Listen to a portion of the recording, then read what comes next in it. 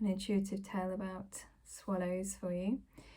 I remember I came back from Manchester in my late 20s and I wasn't in a great space. And I remember being at my mum's and I was sitting in the dining room and it had these doors that opened out onto the patio. And I was just sitting at the long table. And at the time I started going to the Buddhist centre and I was agnostic and trying to figure out, what's the purpose of all of this and of life.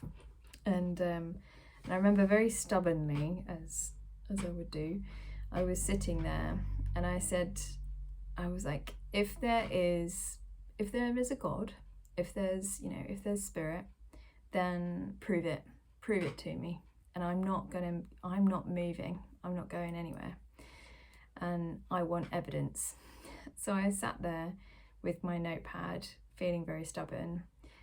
And within 5 minutes, 10 minutes, with these patio doors open, these 2 swallows flew in and fluttered, looking at me, and then flew back out again and went off. And I just, even now when I think about it, it's quite stunning, really.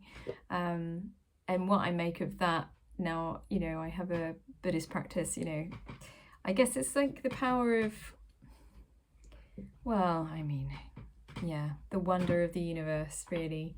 Like that we live in a conscious, loving, beautiful universe that we converse with, that listens to us. Yeah, I find it very moving to think of that, that we put a call out and that message is heard. And, in that moment when I felt desperate, that message was heard and it was met with a loving grace, really.